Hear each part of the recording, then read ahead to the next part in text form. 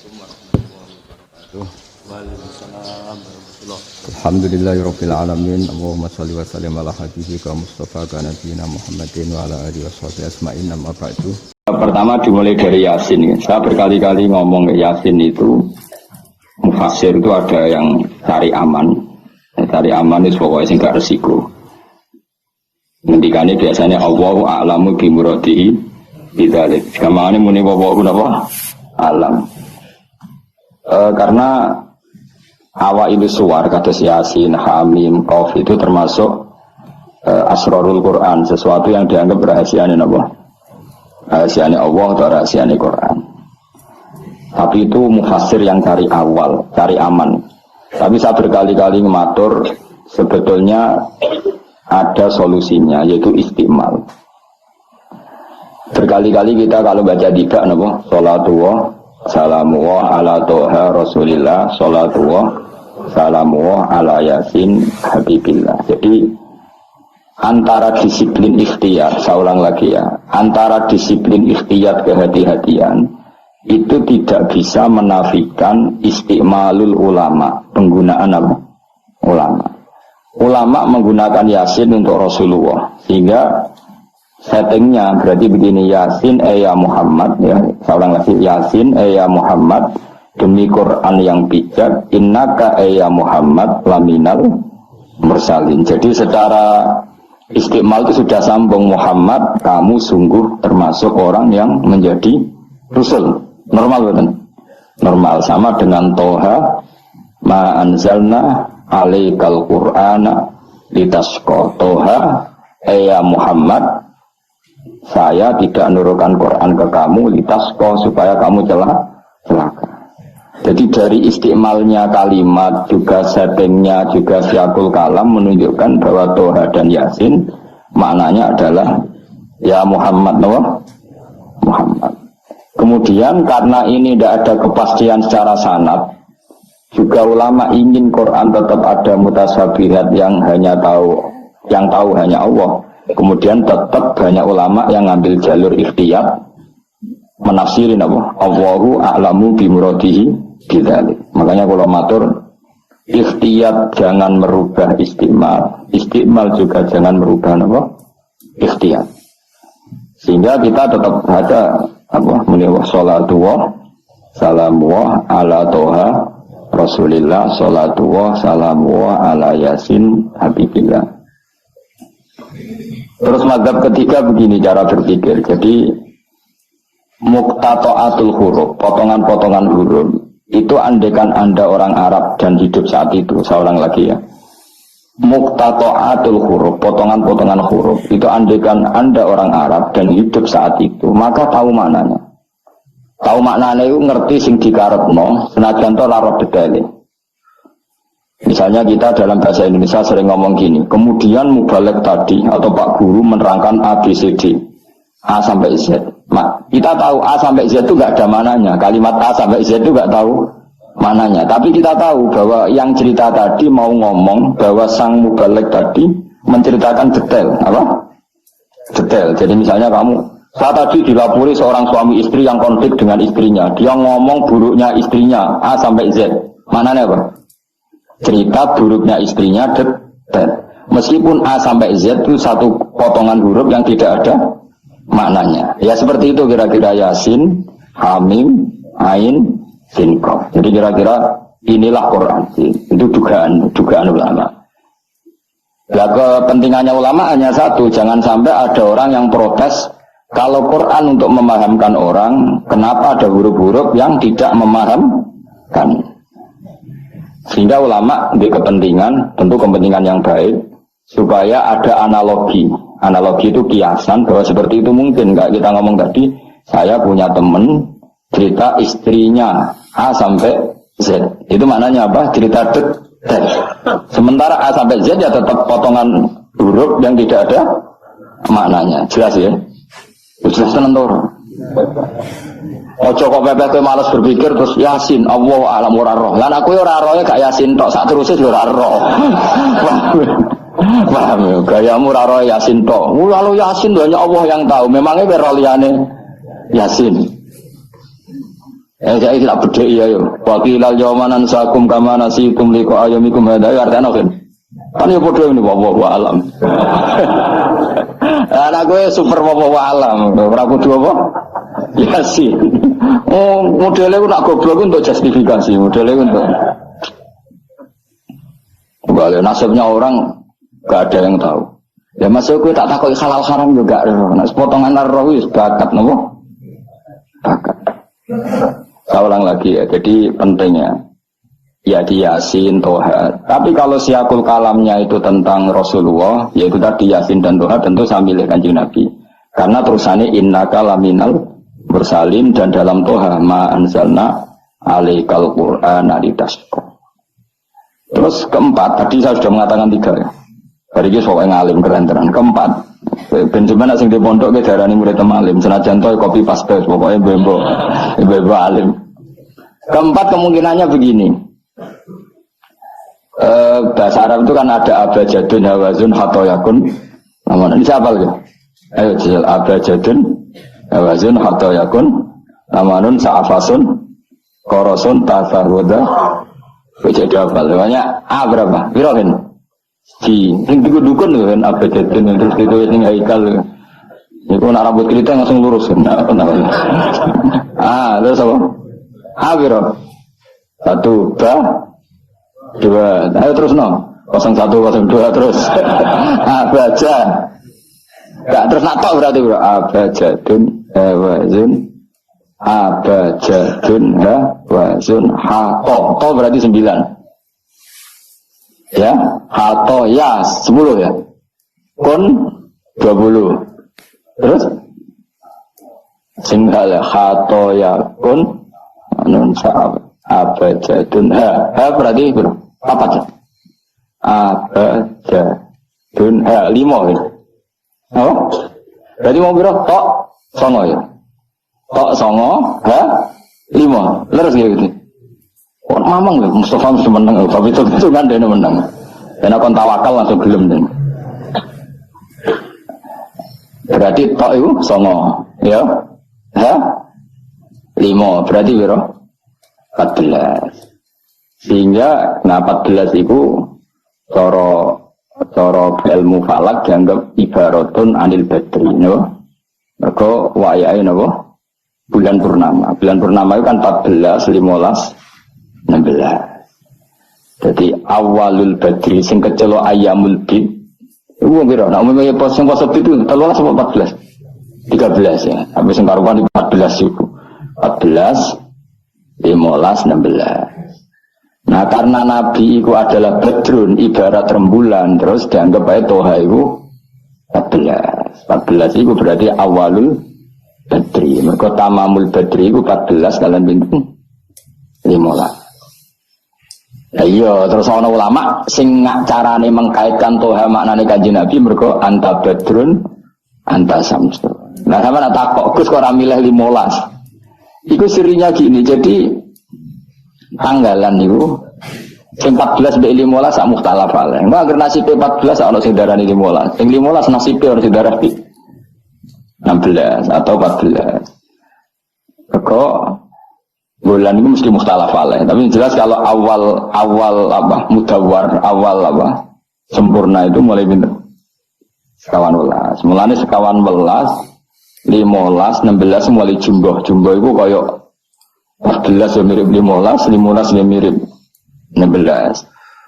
Paham ya? Terus ada yang jarang hitung itu begitu. Makanya ketika Nabi baca Hamim, Ain, Sin, Qaf itu orang Yahudi kaget. Ama'aka ya Muhammad asqalu min hadza. Apa kamu masih punya ayat-ayat yang lebih dasar ketimbang ini? Terus dihitung Yahudi. Hak berapa, mem berapa. Hadihi umru ummatika. Ini hitungan nanti umur umat kamu sekian. Umur dunia kada sekian. Jadi makanya selalu ada yang berani menafsirkan apa? Awailus surah. Tapi itu kaul-kaul yang tentu tidak pakem. Nah, sing pakem mesti bener ya wawahu. Alah, lah kowe iku makome milih sing paling mesti bener. Dadi makome dhuwur, paling bener ya paling goblok mau. Dadi paling bener. Mergo nyatane ora Yasin ya kowe ya wawahu. Alah, gayamu koyo ora roh Yasin tok. Liyane Yasin ya ora roh. Jadi kalau tak takoi dia cuma ngerti Yasin bahwa alam Gus. Karena tak takoi awalam yarul ladzina kafaru annas samawati wal ardu kanata ratqan fafattahum majabe ya. Wallahu a'lam. Jadi kowe super wallahu a'lam. Mulane Allah sayang kowe. Saking sayangnya goblok diterus nomor kok wis sayang pangeran. Jadi ora perlu pinter. Mergo nak pinter malah menurut akal saya. Iku mari sombong. Ada digoblokno terus muni wallahu a'lam. Mulane sing rido paham nggih. Timbang pinter ku mau luhur ada goblok sopan. Sombong dosa, sopan iku apik. Berarti goblok apik. Lah aku bila sampean orangnya yakin ya. Aku yakin ngarepe pangeran. Muga aku pengagum pangeran. Pangeran nggih barang goblok ana gunane. Mulane kula dadi wong pinter tapi sering istighfar. Tenan to kan aku wae alim lah aku sering istighfar. Mergo kadang-kadang mulane kula nu termasuk wong alim sing jarang terima fasilitas. Mergo aku izin ketemu pangeran. Ya jale misalnya Rugen mondok. Misalnya kan mondok, meskipun ini terjadi. Rugen mondok 16 tahun hafal Quran luanya. Terus juara nasional. Juara tahfidz nasional Rugen. Keriting gendut umur 16 cek imut-imut itu. Engko ujung-ujungnya apa? Rungokno. Untuk hadiah umroh terus uang 50 juta. Oke itu baik ya dari segi syiar itu baik, tapi tetap statusnya mendapat. Ya statusnya sehingga bisa saja kita dimintai tanggung jawab Allah. Hafal Quran tak paringi gampang kok untuk umroh, untuk duit. Apa yang kamu lakukan untuk Quran? Ternyata dia ngapalkan untuk lomba. Semuanya untuk lomba dan untuk mendapat. Ketika kancamu sing goblok, Quran rapal, kitab ora alim, terus urip ning Gunung Kidul, mung berhubung melarat kan urip ning Gunung Kidul. Berhubung ora juara nasional yo ning Langgar Penceng. Tapi akhirnya mulang Quran dah cili-cili. Sono bocah iso maca Quran ya sebab ini, ada pengajian Quran sebab ini karena dia ada juara nasional. Sing iki goblok memberi, kenapa? Sing iki pinter mendapat atau menerima. Sumpah alim tak wedeni dadi wong alim iki. Banyak teman kita yang ndak alim urip ning pedalaman, akhirnya gawe masjid, gawe madrasah. Kita sing kecelok alim pinter pidato diundang untuk sangu duit kas masjid. Lu kira rasa guyu, mau kau rasa malah ngenyek dosa, malah ngenyek. Artinya, aku mulai jangan-jangan goblok kamu jarak benar.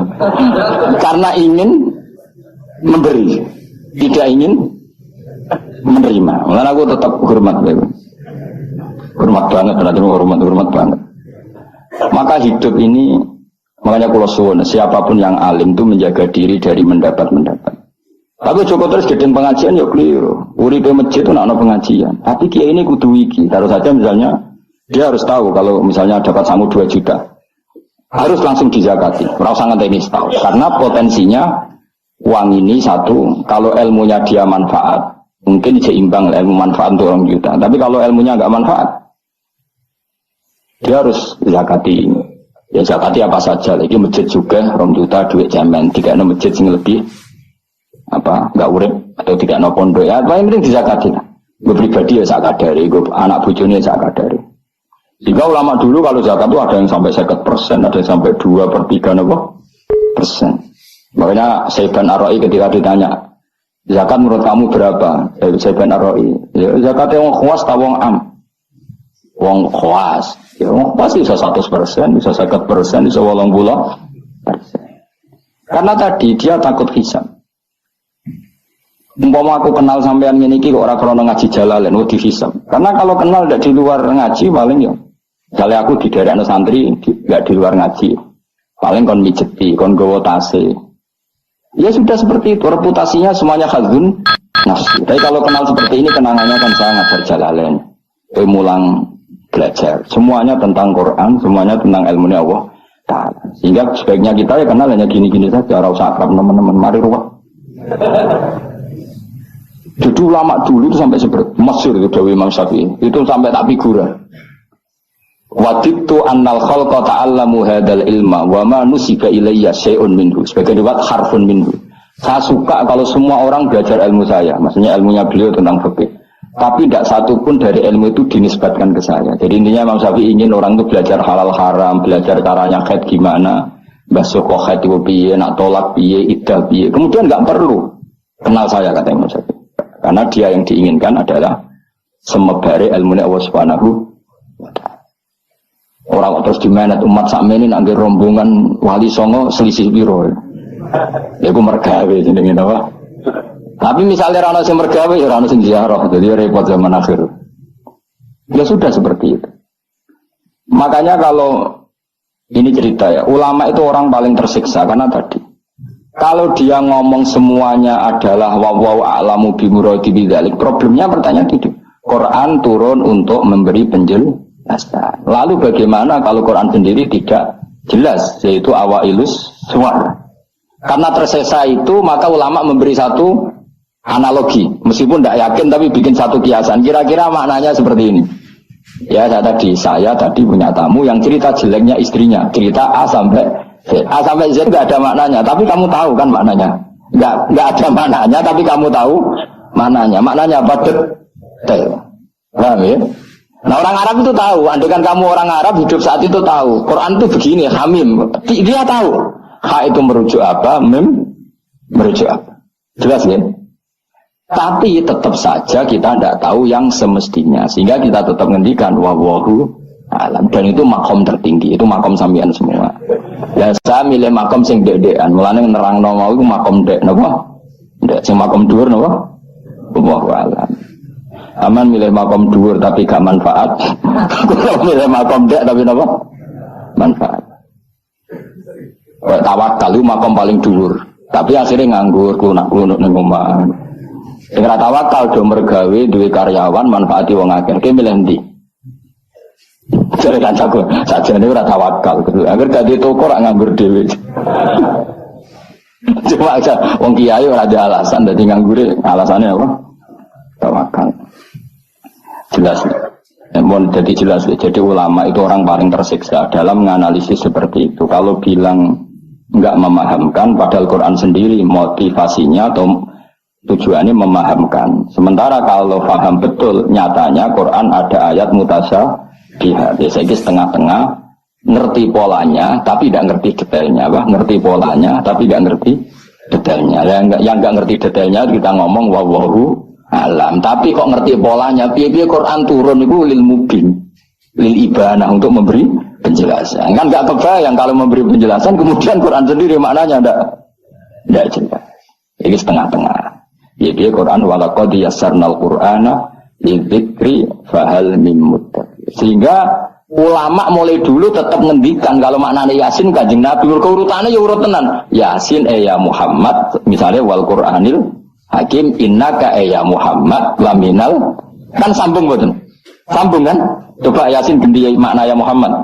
Wahai Muhammad, demi Quran yang agung kamu adalah laminal mursalin. Sambung boten? Toha misalnya, Toha ya Muhammad ma anzalna alikal Qur'ana ditasqa. Sambung betul. Sambung. Makanya mulai dulu ulama berani sholatullah salamullah ala Toha Rasulillah, sholatullah salamullah ala Yasin Habibillah. Sekarang kamu pakai makna sing makome sampean tadi, makom wallahu alam. Berarti gini, sholatullah ala Toha ala wallahu alam. Sholatullah salamullah ala wallahu alam. Loh kok sawangane kok milah goblok mau malah pinter. Apa ora milah wis dadi.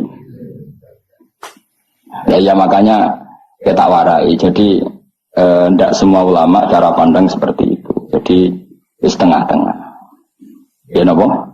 Tengah-tengah. Jadi detailnya wallahu alam tapi tetap kita tahu pola. Ya caranya ngerti gimana?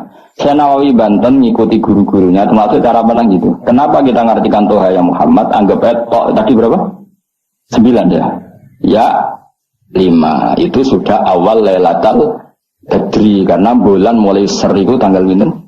14. Lah kok takok, kenapa enggak tanggal 15? Nabi dhewe iku yo ngalami dari 14 15. Sehingga ada awalun nubuwah, ada tamamun nubuwah, sehingga kita ngambil dari 14. Ya itu kan dia sambung terus gampang. Ya tapi aja terus nak ngono terus Yasin mbok hitungi kabeh nganggo abjad tunjuk keliru. Ya seperti itu pun kita butuh sanad. Ya saya ulang lagi, seperti itu pun kita butuh apa? Sanad. Dan sanad saya sampai para guru-guru kita sebagian itu memang mengartikan Yasin itu Muhammad kayak tadi sholatullah salamuwa ala toha Rasulillah sholatullah salamuwa ala yasin habibillah. Coba kalau sampean apa nggak bermaknani kanjeng Nabi, jadi sholatullah salamuwa ala toha ala wawahu alam barang wawahu alam bersifati Rasulillah, kan aneh. Jadi utusannya Allah itu wonge wawahu alam. Kasus gak? Oh kasus. Oh kriminal besar lah, penjara tenan. Jelas ya? Jelas ya? Nah, jelas pinter. Dia solera ngaji yang pinter. Dia seorang sama angkat terus pinter, no? Benar. Nah inti dari cerita Yasin itu begini, Allah menceritakan pada kekasihnya yaitu kanjeng Nabi Muhammad SAW bahwa di antara metode dakwah itu kirim utusan. Ya saya ulang lagi. Dulu Rasul itu di ibu kota kan ya. Rasul semua itu yang Rasul betul. Rasul itu ada dua. Ada Rasul yang diutus Allah langsung, yang jenisnya Rasulullah. Kenapa? Ada Rasul delegasi. Kayak sini Mursalun yang di surat Yasin itu Rasulullah Isa. Jadi tidak langsung dapat mandat dari Allah, tapi dari Nabi Isa. Yang Isa ini namanya Rasulullah. Ya Pak? Nah, yang utusannya Isa jenis Al-Mursalun, tapi Rasulullah Isa. Jadi utusannya Nabi itu menunjukkan. Ini makanya kita sering kecolongan gara-gara itu. Sekarang tuh banyak kiai sentral yang nggak punya ustadz ya atau kiai binaan di kampung-kampung. Makanya sekarang banyak kecolongan, banyak orang alim di daerahnya, tapi dia istilahnya sekarang di Menara Gading. Tahu-tahu di kampung-kampung pedalamannya diserang aliran sing aneh-aneh. Karena ini tidak punya utusan untuk meluruskan ahli sunnah apa? Ya, harusnya nggak seperti itu. Jadi ada Rasul sentral, ada yang didelegasikan ke kampung-kampung tertinggal. Anggap aja niru Nabi Sinten Isa. Kayak Rasulullah juga gitu. Beliau di Medina, tapi Sayyidina Ali Mu'ad disuruh ke Yaman. Kita tahu kan? Mu'ad, Abu Musa al-Asy'ari, Sayyidina Ali disuruh ke mana? Yaman. Dan semuanya dapat tugas apa? Basyiru wala tunaffiru. Napa? Basyiru apa? Yassiru wala tu'assiru, basyiru wala tunaffiru. Cung nak gawe gampang, aja gawe angel. Saiki dakwah kan digawe angel. Apa nerangno ilmu kok ana podium regane 3 juta. Kon sistemnya entek 3 juta. Lha nerangno ilmu ra jelas manfaate akeh biayane. Aku mulang jalalane 200.000 entek ora acara bengi. Kok ilmu digawe gampang, apa nerangno ilmu cek repot. Tapi ra nyindir biasa wae ora usah tersinggung. Apa nerangno ae. Lho tapi nak niati siar ya monggo, tapi aja niati ngaji ora kasil. Niati ngaji wis ngene iki, butuh ngaji wis. Tak berkali-kali ngaji ya seperti ini. Karena ajarannya kok yasiru wala tu'asiru. Gawe gampang. Gawe gampang nerangno ya gampang, kitope ya gampang. Masyarakat yang digawe gampang, sing penting ora dosa. Sing penting mboten apa? Riyen kanjeng Nabi ngaji kadang sahabat yo jodoh turu nang masjid. Kadang Nabi nak kesuwen mbek ngenteni ya turu. Aku pengen nonton Nabi sholawatan kok dinyak kubu sebelah. Mana ada dalilnya kalau sebelum sholat pujian kok ditakoki hadisnya malah repot kabeh. Tapi nak ana wong muni Nabi kok ora dinteni sahabat di masjid itu keliru. Dhisik sahabat do ngenteni Nabi. Tapi aku ora roh, iku pujian ta ora ya ora roh. Aku ora direkamane. Lah iki senane takok. Ada hadisnya enggak?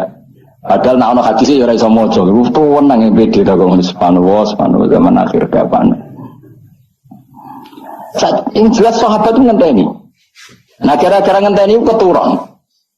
Ya rai-rai ini nak ngenteni kan keturun. Mulane nak ditakok, dongane iku ngaji apa? Dongane ngaji bismika Allahumma ahya bismika wa amut. Iku dongane ngaji. Ana sing protes, "Wak dongane tiyang turu, Pak." Ya lah ya nak ngaji iku turu. Nah takoki dongane ngaji apa? Bismika Allahumma ahya wa bismika wa amut. Mergo ngaji turu. Tapi ini kisah nyata, ono wong alim mubalek ngomong ngono protes. Pak Yai, saya ini orang alim, banyak apal hadis. Di mana? Tidur pengajian itu sunat. Wah, kaget ini wong alim tenan. Wong alim tenan, kok coba kok semprotes mah coba alim. Ya tawarai di sini, tapi pinter terus. Protes. Kenapa kok sunat? Kata Pak Kiai, pengajian itu pertamanan surga. Di mana-mana pertamanan bikin orang ngantuk. Wah, Kiai nak proposal pengajian, datanglah ke pertamanan surga. Di mana-mana orang di pertamanan itu ngantuk. Ngantuk. Makanya anggap saja yang tidur itu ya di pertamanan surga. Tapi ora entuk ilmu jenenge turu. Jadi mulane kula nu dadi kiai wis lega watine, sing ngrungokno ya monggo, sing turu ya monggo santai mawon. Ilmu kok cukup untuk menganalisis itu. Ilmu saya cukup untuk menganalisis itu.